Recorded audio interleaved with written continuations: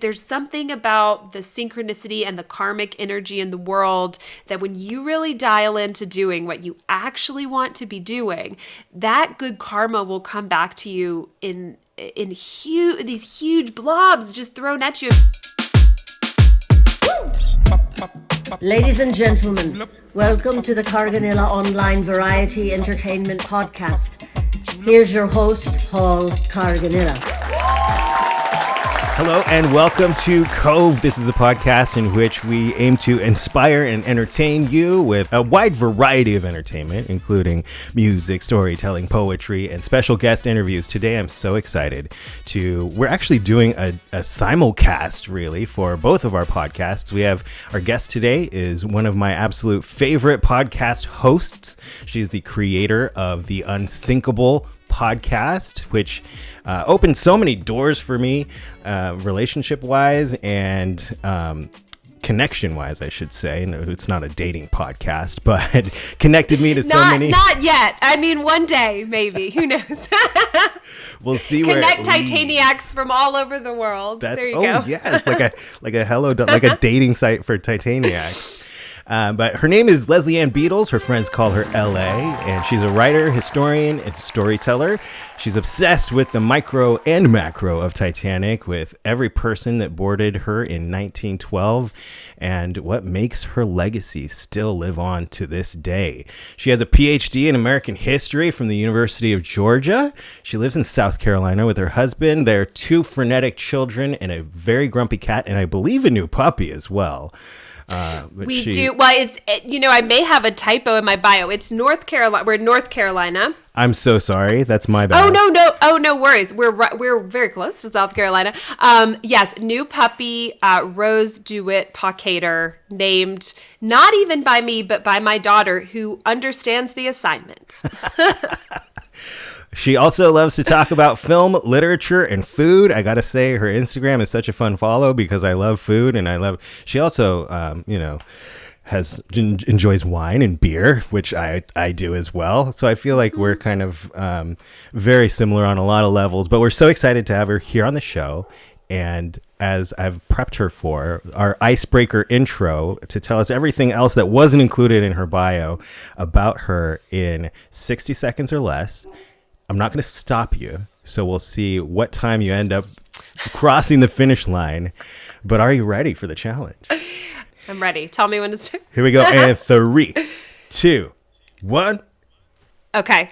The most important thing in this context is that when I was 13 years old, Titanic came out and my life changed. I loved movies. I loved Leo. I loved Kate. I put all the posters all over my wall. Everything from like Teen Bop magazine to Vanity Fair photo spreads, and it became a permanent part of my personality. I'm also interested in other things, but that is definitely a huge root moment in my life. What else?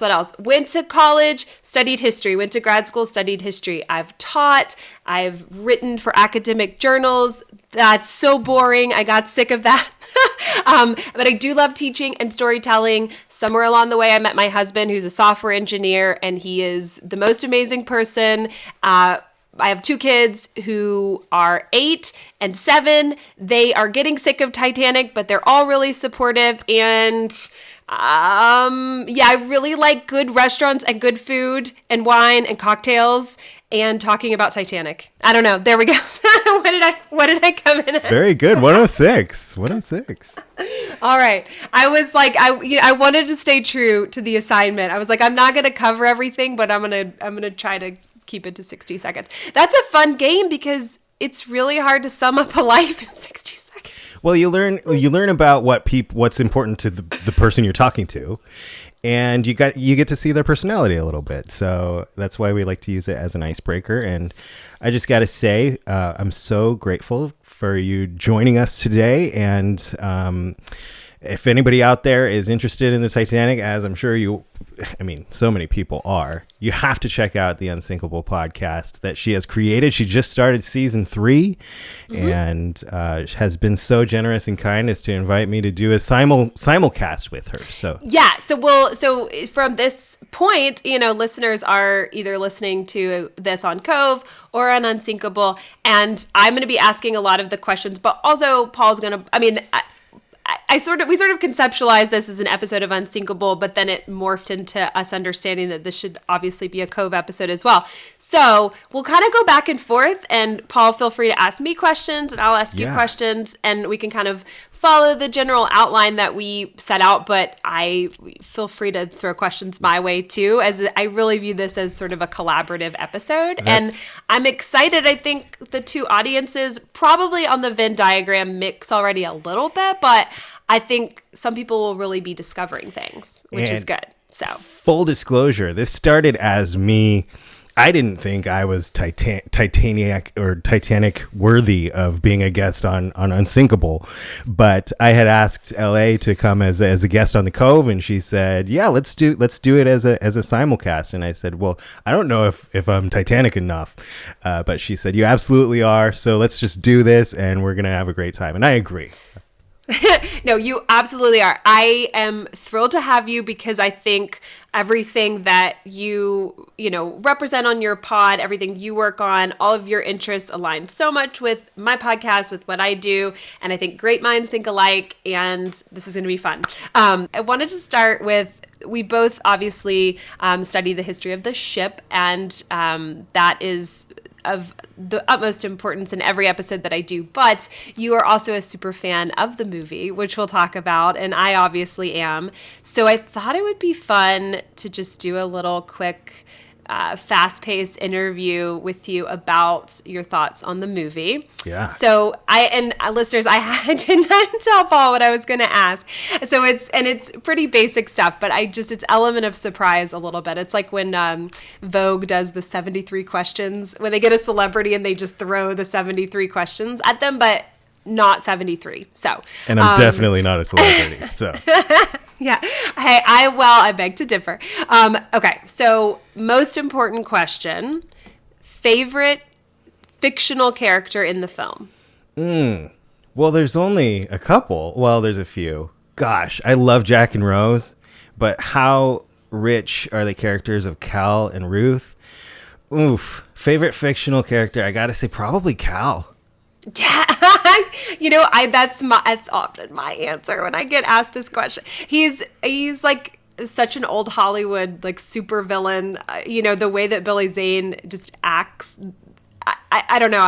He chews up like every bit of scenery, and it's pretty amazing. Okay, favorite portrayal of a historical figure in the '97 movie.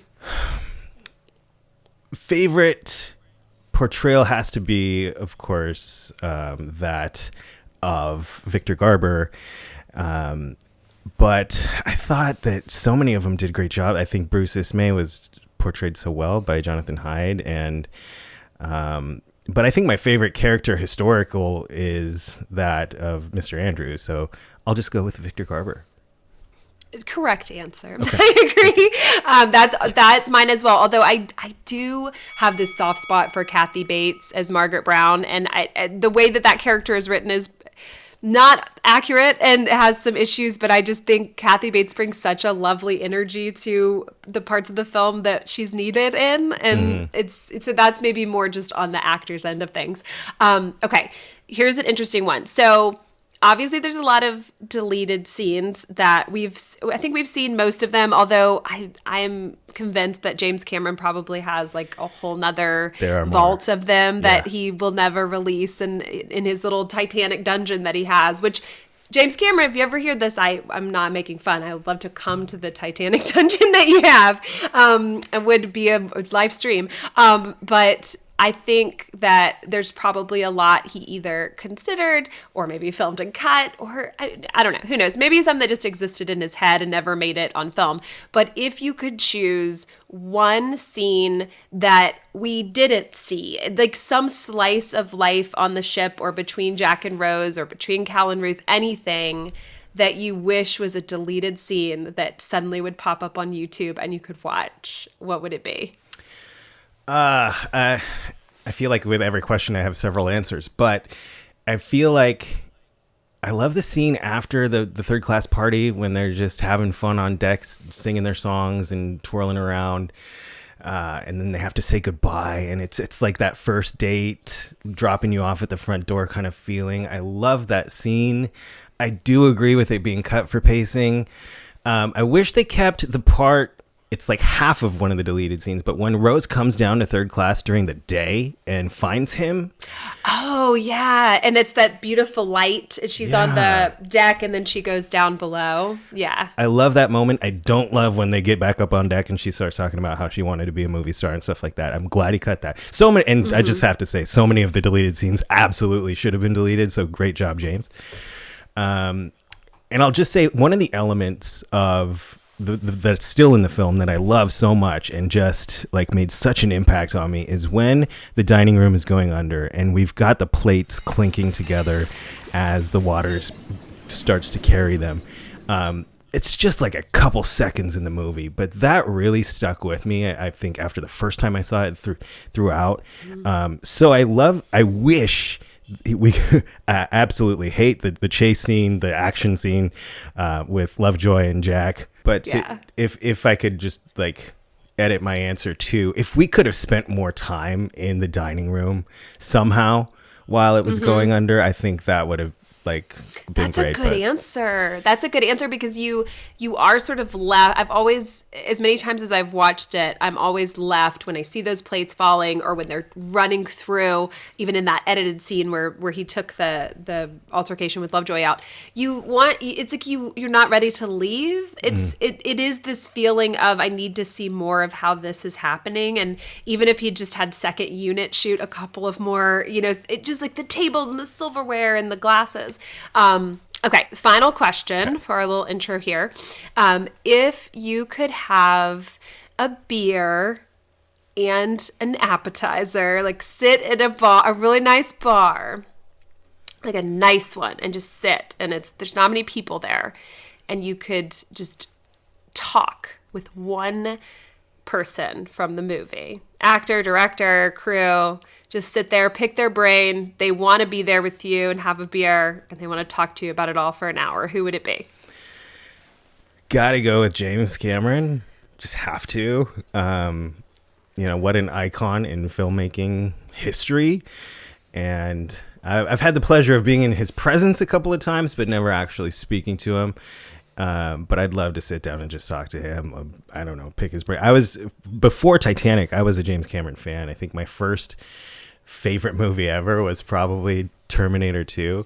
I loved it so much as a kid, and I probably shouldn't have watched it as young as I did, but my parents... my husband's the same. It's his favorite film of all time, and he used to go to Blockbuster and get it over and over again. Yeah. Yeah, that one. I loved Abyss. I loved True Lies. And so going into Titanic, I really was excited, not because I was interested in Titanic, and seeing the movie is really what lit the fire for me, Titanic-wise, but...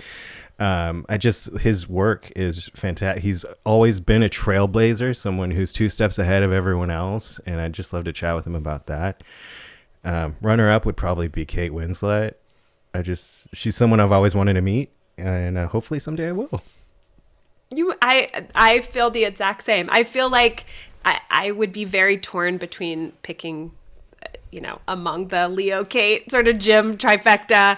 But people ask me this all the time, and I have to say, in terms of Titanic, you can't not pick Jim Cameron. I don't, as much as although I've always thought that maybe I don't need to meet Leo because they say don't meet your heroes. Right. Sometimes it can go south. So, okay. Well, thank you for playing that fun little game with me. And then we'll you sort of alluded to it, but we'll launch now into just kind of hearing about how your Titanic interests developed and how it's led to a lot of other things you've worked on and done in your life. So here we go. First, tell me about your Titanic moment. Tell the listeners about your Titanic journey. I always start with this question, and I think it's the most important one, which is, at some point you became a Titaniac. So how did that happen? I think other Titaniacs, it's almost like therapy for us all to hear the stories of other people because it makes us feel so seen. So I would just love to hear like what your journey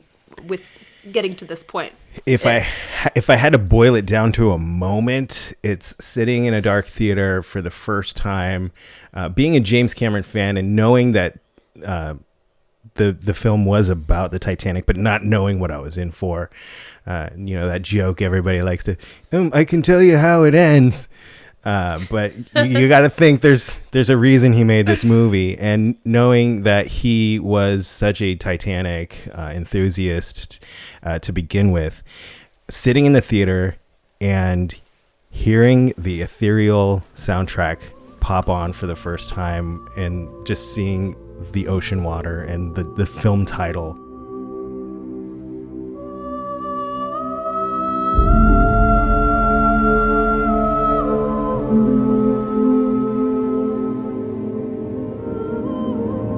I knew we were in for something special, and then the next 3 hours was just a ride that delivered on every level. For me, as someone who loved film, I was a sophomore in high school at the time when it came out, and very much intended on entering in some form the entertainment world. I loved the filmmaking in general, and it all began.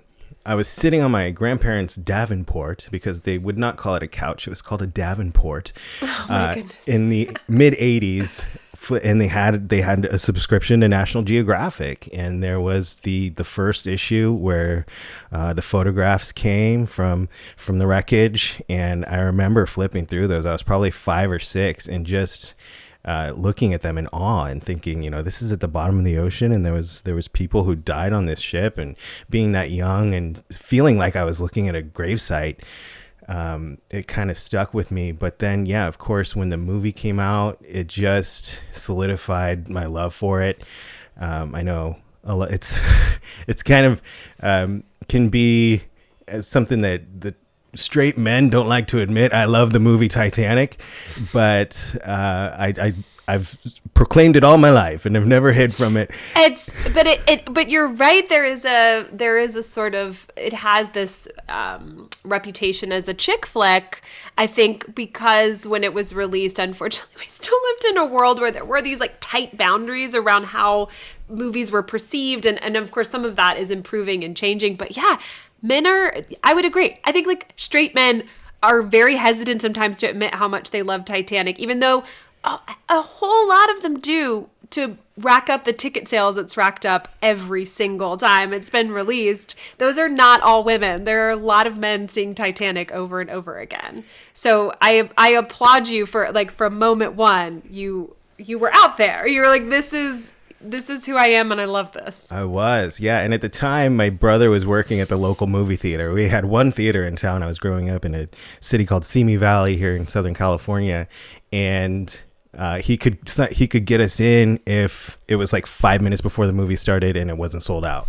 So I saw the movie 10 times, its first go around in theaters when I was in high school, and I never tired of it. I always tried to bring new friends who hadn't seen it. You haven't seen it yet? Come. Mm-hmm. And just like to experience a kind of co-experience with somebody, or watch them experience it for the first time. And I just love everything about the history. And I'm not a historian, as I've said before, but I very interested in it, and it's a question that you've asked on Unsinkable often, and one that Alexandra Boyd does on her podcast as well, is like, what is it that draws so many people to the circle? And it's just, to me, the answer is it's the vast amount of history, information, and obviously the tragic nature of it, but it seems like it's an infinite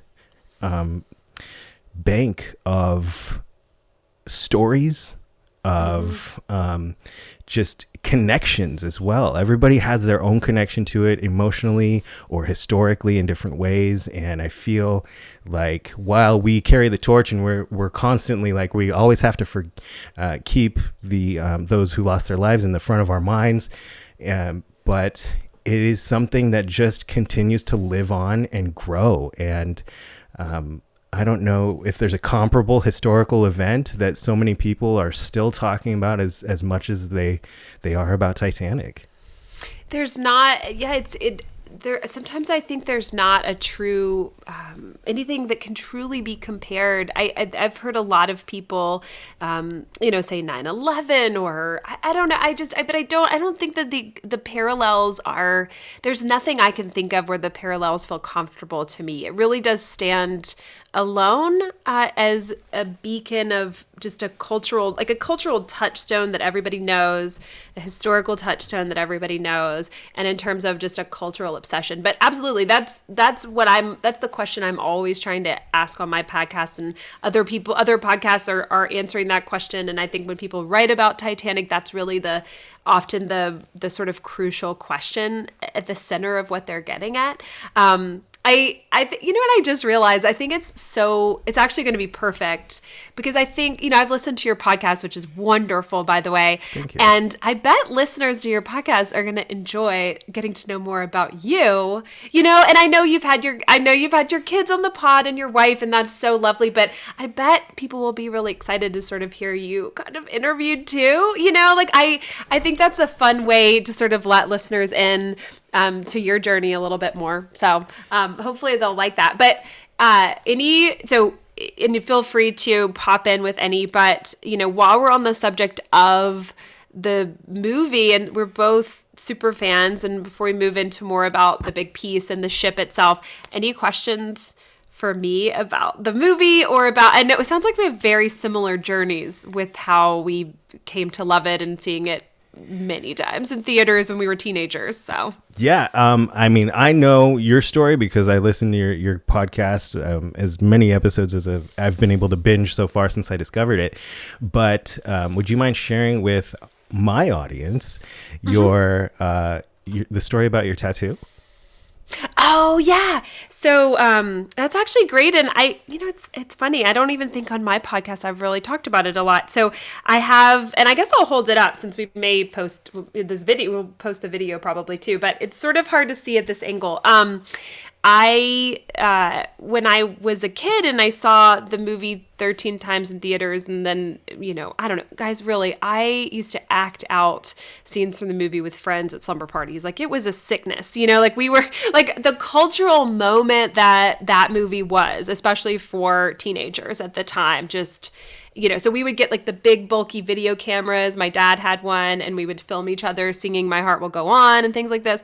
So the Make It Count part of the movie, obviously where Jack hands Rose the note and says, meet me at the make it count, meet me at the clock at the end of the dinner scene. That sort of stayed in my head, obviously, since I was 13 years old. And it's a philosophy that I've always tried to kind of live by. And whenever people would ask me about the movie and why it mattered to me, it was always something that I mentioned. But I'd never had a tattoo before, made it to my mid-30s without a tattoo. And it's sort of in the back of my mind, had always wanted to get it and never had the guts. I've always been so scared of needles and tattoos. I love tattoos and always appreciated other people's, but scared to do it myself. And then during the pandemic, I started this podcast. Obviously, we were all scared out of our minds, and the world's an even more uncertain place than it typically is. And I sort of had this light bulb moment of embracing this love of Titanic, which I had sort of put in the metaphorical storage, bin in my life for a while. And during the pandemic, I got it back out. And then that became this podcast, which has been the most rewarding professional thing I've ever done. I mean, truly. And I think it's because when you follow your heart and you do what you're actually passionate about, and you stop calling it a guilty pleasure, or you stop apologizing for liking something, then that you get to the true core of who you are. And so I felt like the podcast really allowed me to finally do that. And so I finally went and got the tattoo. It was in 2021. We were still went with like the double mask. We were still, not what COVID was still very scary. But I finally got it, and my kids were very. They said like, oh, mommy's brave. And in their little minds, getting a tattoo was brave, but putting this on my body was also brave. And it made me so happy to do it. And then I think it was just such a great moment with my kids, because they saw me doing something that kind of represented a lot of work, represented a dream I'd had my whole life. So very full circle moment. And it's at the perfect spot on my wrist. And I see it. I look at it every day, and we were in Ireland last summer for 20 days, going to all the Titanic sites, and I'm like looking at this on my wrist and thinking, "Yep, I'm doing it. Like, we're doing it. We're making it count." It is truly the best advice that you could ever give anybody. Is you don't know how long you have on this planet. Life is short. Life is scary. You have to be Jack Dawson. You have to make it count. You have to wake up every morning and do everything you can to help people, to have fun, to live a good life, and do what you love. So absolutely. I love that you brought that up, because I tell people, and I've talked about it often on my podcast, but one of the most valuable classes I have ever taken in my life, I took at community college, and just because it sounded interesting, it was called Death and Dying. And I was probably 19 years old, and there was a full semester long class about death, grieving, how it's a part of life. And I hadn't at that point lost any close family members or close friends, but I recognized immediately the value of this subject being taught, because it really normalized and just brought into mind the cold hard fact that death is part of life, and it is, everyone deals with it. Everybody dies. Obviously, but to keep that as a college student present in mind, and then be able to carry it with you throughout your life. I don't know why it made such an impact on me, as far as it literally changed the way I live my life. And I started to incorporate that into all of my work, all of my screenwriting, all of the independent films that I was making. And it is a theme that is interwoven throughout my work, is that just like, take today and live today, because tomorrow is not promised. And to hear you say that part about your tattoo, but also the following your heart, the way that opens doors for you, I try to work throughout all of my work as well, is that, like, if you live your life denying certain things that your heart loves, or just saying, oh, I wish I could do that, but work, or I wish I could do that, but I don't have time. You have to. The reason we're here on earth is to experience life, and it's a journey, and it's exploring the things that you love. And why else are we here other than to spend our time exploring things that we love? Even if you're really busy and you only have 6 minutes a day to focus on one thing, or if it's something that seems so scary, like a project you've always wanted to take on, like starting a podcast. I love so many stories that I hear from people who started finally listening to their heart and started working on a project during COVID. COVID was a horrible, dark time for our world, but so many people found light during that time because they had time and took a risk that they always wanted to do. I think it emboldened people to take risks that they wouldn't normally otherwise, because we're all staring down this very scary, I mean, to be quite frank, people were dying. We were losing people were losing ones they loved. The world was scary. You walk outside your home and you were in fear of your life. And that kind of adrenaline soaked, like living in that sort of environment, I think really triggered new things in a lot of people. I know it did me. I mean, it also triggered our eventual move.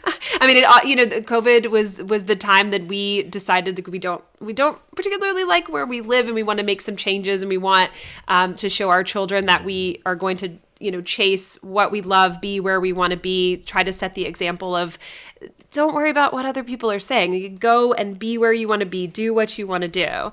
And yeah, I think as horrific as COVID was, there were these little pockets of light where people did learn to pursue things that they loved and things that they just lines that they wouldn't have followed otherwise. And I think that's kind of a beautiful thing. Yeah.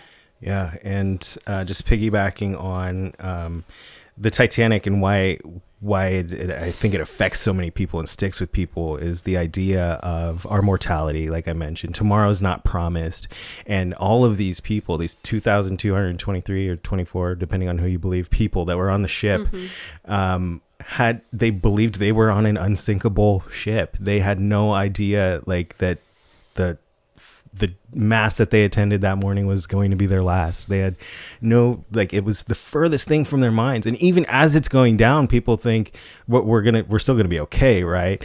Until it finally dawned on so many people that no, this is it. I think it is such an example and a symbol of that, and even the Titan submersible, the feeling of being so far away from death. And then the next instance, it's there. I think that's a big part of what draws people to the Titanic story and what keeps it in the forefront of people's minds. I think we all, and I've talked about this before on the podcast, but I think we all on some level sort of put ourselves in that moment and try to imagine what that would have felt like or what we would have done. Even my kids do it. We go to the Titanic museums. These are the questions they ask themselves. They get the card, and did the person that they got assigned survive or not survive? And it sort of opens up these lines of dialogue. And that actually transitions into something I'd love to talk about, which is you've actually seen a really important piece of Titanic history that I have not seen in person yet, which is you visited the exhibition in Vegas where there is the big piece. There is the actual piece of hull from Titanic that has been brought up. And I would love to hear, from just kind of I love where this is going. I love like kind of the collaboration we're sort of organically finding here is talking about the emotion that Titanic brings out in us and how it has informed how we view our lives and sort of our creative pursuits. But how did that feel? What does that feel like in person, the big piece? You walk into the room and you turn a corner and you see it just hanging there.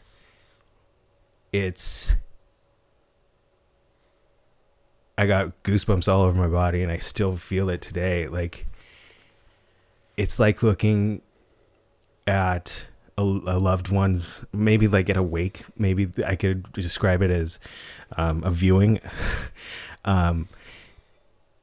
It's like a gut punch when you first see it, but it's also so majestic and beautiful the way that they've got it on display.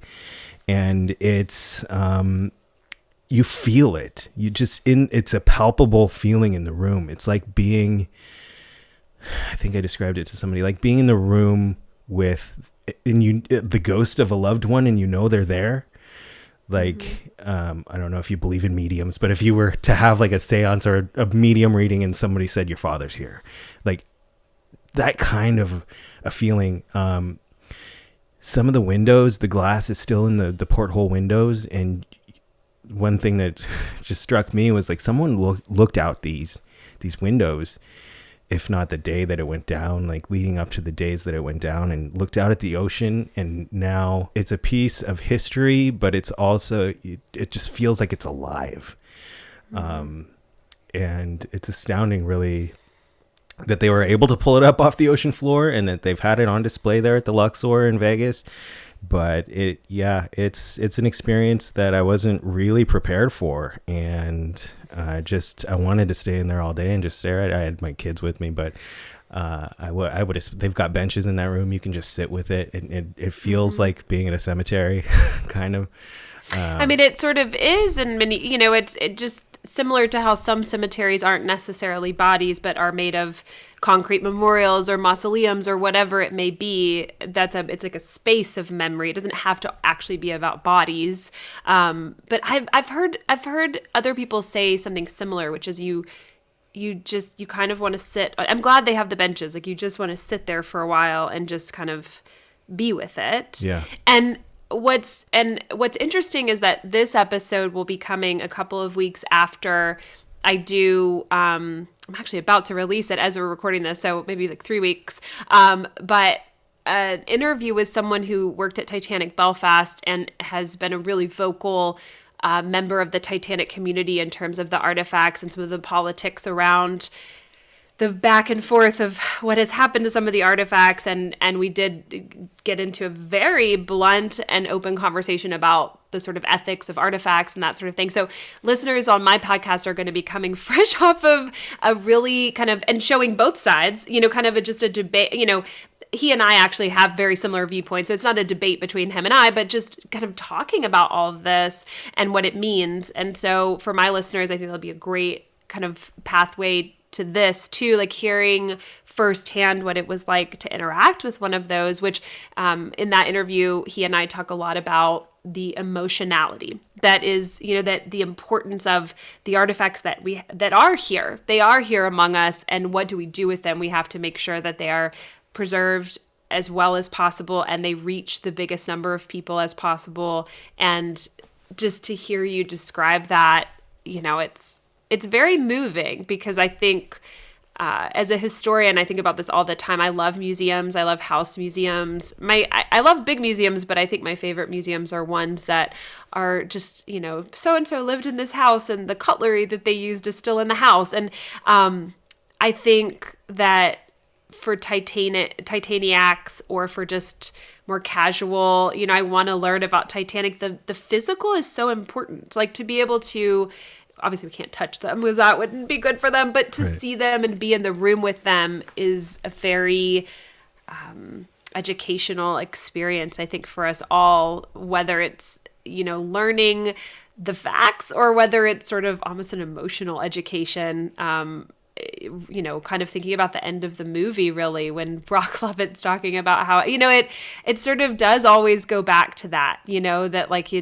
Titanic, it gets in your bones, it gets under your skin, and it's just never ceases to move me to think about all of the individual stories tied to each artifact. And that's incredible. And were there any other pieces in that collection that you remember that you had a response to? I mean, I know they've got a lot of, that's the main exhibition for RMS Titanic. So they've got that piece, the tile from the grand staircase, still with the undersurface, the underflooring there.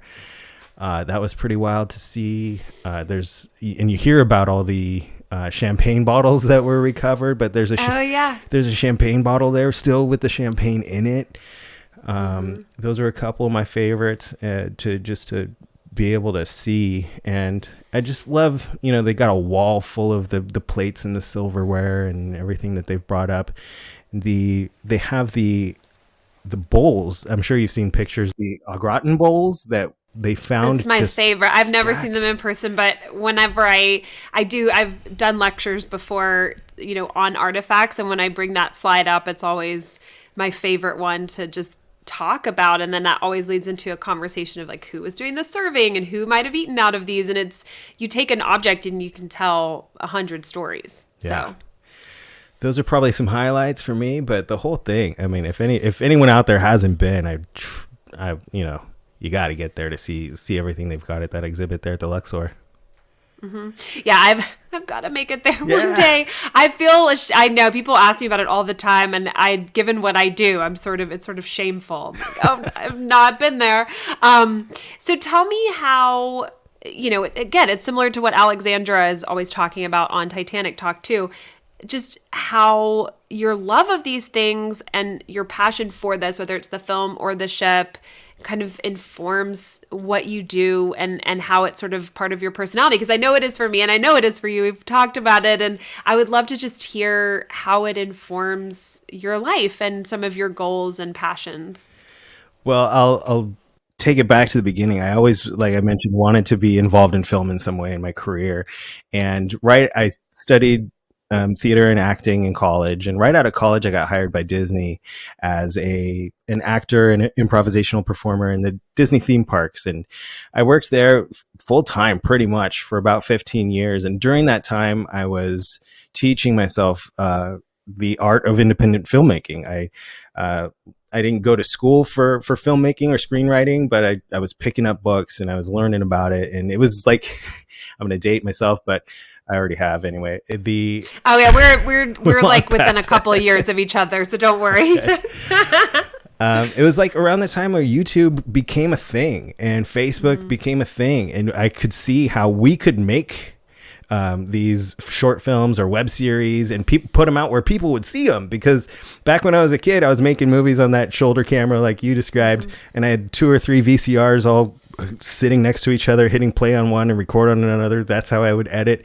But I would spend so much time making a movie or something, and then I would only be able to show it to anyone who came over to the house where my VCR was. But now not a big reach. You're not gonna end up at like the Cannes Film Festival doing that. Yeah. So YouTube became a thing, and then we saw how easy it was to create something and share it with people, and that really fueled the next several years where I really started making. I made a documentary, I made my own feature film, and during this time, we're making ends meet as a theme park actor, but I always knew that I wanted to have a career where I felt like I was really making a difference. Making people laugh is fun, and seeing all the smiles on kids' faces at Disneyland is fun, but I really wanted to be in a place where I could help people and feel that sort of fulfillment. But my wife, who was a child actor and toured the world in Broadway tours as a kid. I know. You sent me the kind of the little bio of everybody. I mean, it's incredible. Like, again, your household it should be studied. There's a lot of talent in these 4 walls. It's crazy. Yeah. Well, thank you. She made the crazy career pivot. I say crazy, but I just mean it was a big one, where she decided she wanted to become a police officer. And so about 12 years ago, she became an LAPD officer, and I was able to see how she was able to do that and still sing. So she would work as a police officer 3 days a week, but she could still perform at Disneyland or in recording sessions in her spare time. And that really kind of showed me I could still make my movies and have this career where I was helping people. So I became a 911 dispatcher, but while I was doing that, I was helping the police department make a bunch of public service announcements and informational videos. And so when the person who does my job left, they kind of shoulder tapped me to do it in the interim, and then I applied for it when it came around. And now, for the past 4 years now, I've been the department's public information officer. So I get to use all of my skills, filmmaking, storytelling skills, to make public service announcements, to inform the community. I put out press releases. I'm able to use my writing skills with that, but a lot of my media production, a lot of my day-to-day job is still media production, even though I work for a government agency, which is wild. But so I'm in this awesome place where I get to have a career that really fulfills me, and also in my spare time work on these independent entertainment projects, which has always been in my blood. And so it's always something that I encourage people to do, and I inspire people to do, no matter whatever puts food on your table, whatever you got to do for that. But you can also make some time to follow, like we talked about, follow your heart, do what you love to do. And so a big part of being able to do that for me has also been that my kids wanted to get into it too. And so at the age of 5, my daughter wanted to start auditioning for plays, and we happened to be buying a house at the time, and our realtor happened to have kids in the business and happened to connect us with their manager and agent. And so when Everly was 5 years old, she started auditioning for things, and she just booked like crazy, which was wild for me because I had tried for 15 years to break into the film and television industry, and my 5-year-old daughter just boom, she's in. But these children, she's a bubble person. We call those, my husband and I call those bubble people, like, but that just like walk into a room and they got, I think that's incredible. And she's been on The Chair, which my husband and I, that not a kid show, that's an adult show, right. But my husband and I loved that show. And I wish they had done more seasons. And I just like very much connected to that show as an academic. It was definitely, I've like been in that world a little bit before. Right. But yeah, everything from that to Yes Day to she's about to be in the new Spy Kids. I mean, it's really incredible. I'm a parent of kids similar age, and I can't even imagine. You must be so proud and such, and it's obviously a credit to you and your wife for how much you encourage creativity and encourage this mentality of, seek your dreams out, no matter your age, no matter, I think you've created this environment where she can thrive. But yeah, you must be so proud. And your son is acting too, right? And he's been in a high profile commercial as well. And I'm sure it's a lot to manage, but I'm sure you're a very, very proud parent. Absolutely. But also, a huge part of it for us too is making sure it's fun and making sure it's something they still enjoy. I get a huge kick out of it when people ask me, so do they enjoy it? I'm like, yeah. Wouldn't why else would they be doing it at this point? I mean, like, what do you mean? I mean, as a parent, you wouldn't advocate for them to be spending that time doing something they do. Obviously it's like a pursuit. It's a passion. Even kids can feel that, they to follow their dreams, and that's her dream. And I think it's beautiful. But yeah, I mean, it sounds like it's something that she truly, truly enjoys. And that's amazing. Yeah, when she's not on set, she's writing her own screenplays, and she's playing movie with her brother. She's the director. She wants to be a director eventually, she says now. But yeah, and it's a huge part of it is people don't realize how fun it is for the kids. Of course, filmmaking can be such an arduous task and so meticulous and long hours, but imagine being the center of attention as a kid, being the center of attention, and people are putting your clothes on and your makeup on, and there's a camera on you. Like, you don't think that's fun for them? Of course, it's a dream come true. You get to be a prince or a princess every day. No, I think it's incredible. And it's even within your own household, you have this whole ecosystem of lots of different interests and also all sort of supporting one another. And then I really was moved by what you said about your wife and your sort of career change and realizing you could do this job, but also incorporate everything else you're passionate about and still pursue all the other things in your life as well. And we need passionate and lyrical people doing these jobs. And I follow you on Instagram, and I've seen, you've gone to conferences and you share a little bit about your work with the police department on there too. And it's really inspiring because we need people like you doing those jobs. And it's such important work. Unfortunately, our time, I think, is getting a little low, but what would you like to ask me? Just anything in that realm. Is there anything else that you'd like to throw at me? I don't know if your listeners have any specific Titanic questions, or if just anything you'd like to throw at me, I'm game, just to round us out. I think you've kind of touched on it. And what I do on my podcast, this actually started before my podcast. I was doing what was called Polly's Picnics. We'd do these performances wherever we could, in a dance studio, in a brewery, wherever we could fit people in. But I would ask my performer friends to do something they've always wanted to do, but were a little uncomfortable doing professionally in these settings. So we would get an audience in there and we would all stretch our comfort bubbles and we would all push our boundaries and see what we could discover about ourselves by taking risks. And I think that you are such an example of that, and your podcast has been such an example of that. And you kind of touched on it, but can you just kind of share, once you said yes, once you leaned into and owned your Titaniacness and how it changed your life, what kind of doors it opened, and how it affects or changed the way you live your life to your day-to-day today?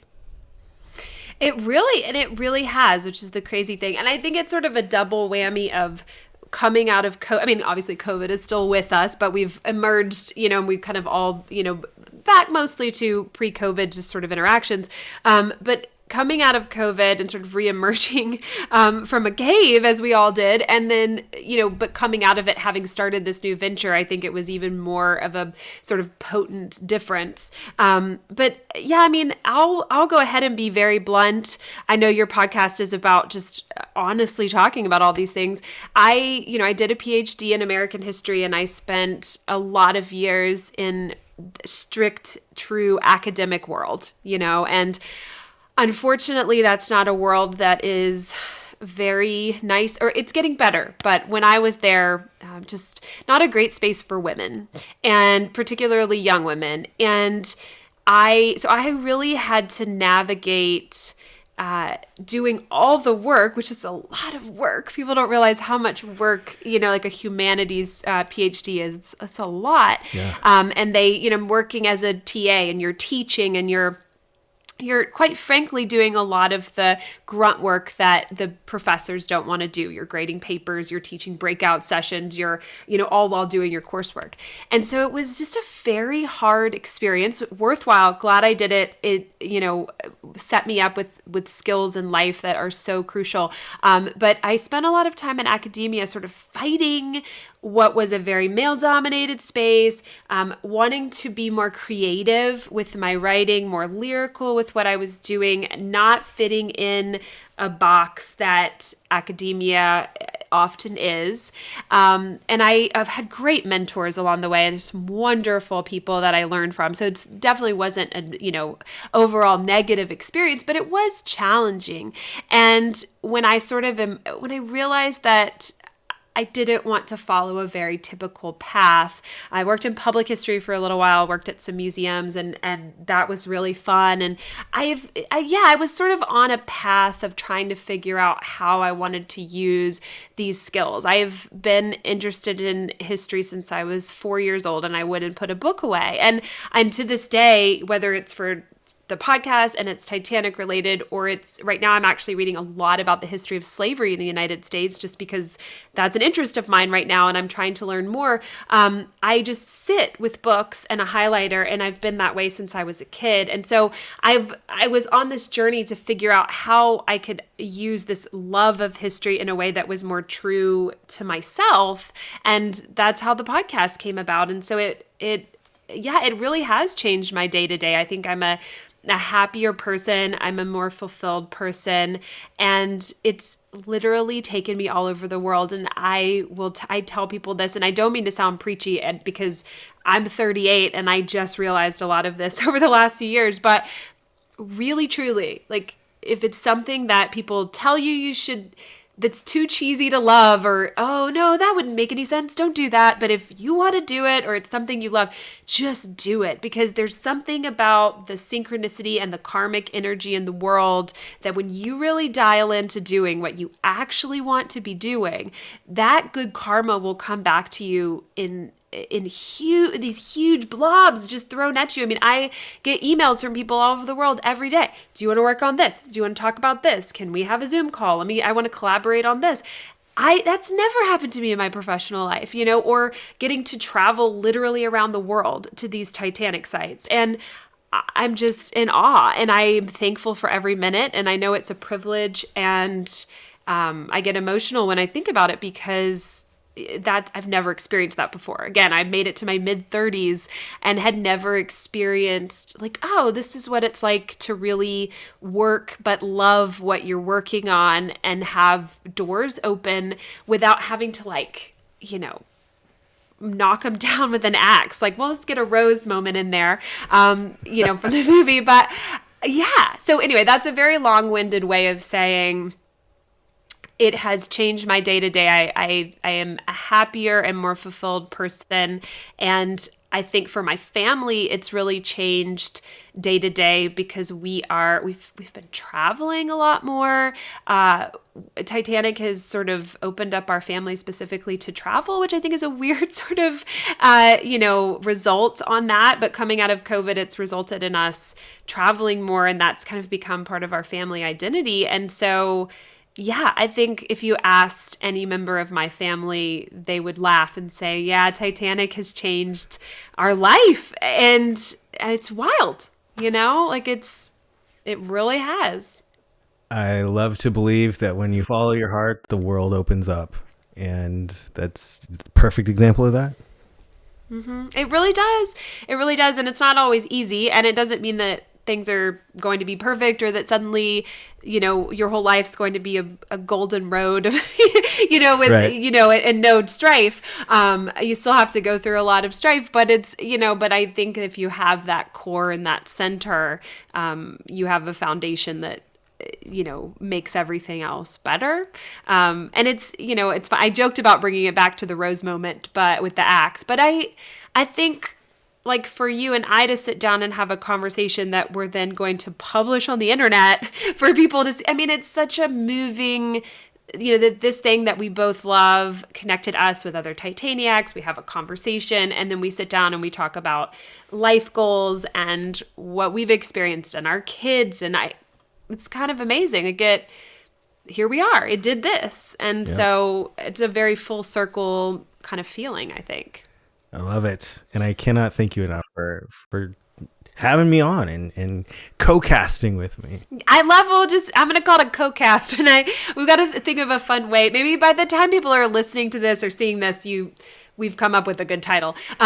We'll sit on that. But yeah, I mean, I think, and the great thing about when I have guests on or when I go on other podcasts, it's just an ongoing conversation. I have made really amazing friends in the Titanic community. And some of those friendships started by me cold emailing people and saying, will you come on my podcast? And now they're like friends of me and my family. And so I think a lot of people that listen to this podcast really appreciate that it's independent and appreciate what I'm doing, as a creator. And so I think as a Venn diagram, I think listeners, you're really going to enjoy what Paul is doing too, because you not only have Titanic content sometimes, but your content is very much about lifting up people that are, like we've been talking about, doing what they love, creating art or creating music, creating content, writing books, whatever it may be.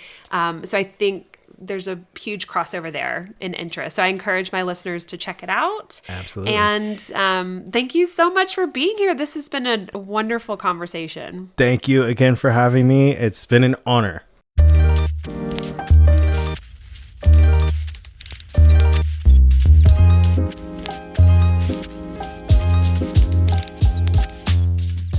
I said it very early on in the episode, but again, if you have any sort of interest in Titanic, you must check out LA's show, Unsinkable, the Titanic Podcast. I'm sure you'll love it. I hope you'll subscribe, and of course, leave the show a positive review on your favorite podcast platform. And speaking of which, I'd like to say a big thank you to Star Wars Lover 16 for your amazing 5-star review of this show on Apple Podcasts. Reviews like yours give independent podcasters like LA and myself a broader chance to find new listeners.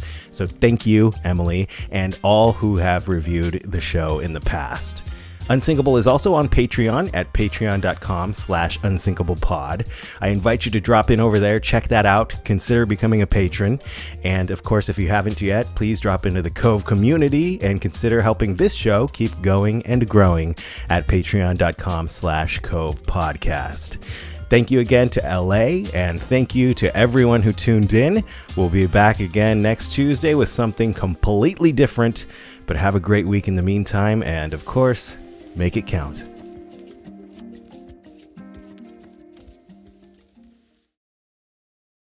And I put the coat on her.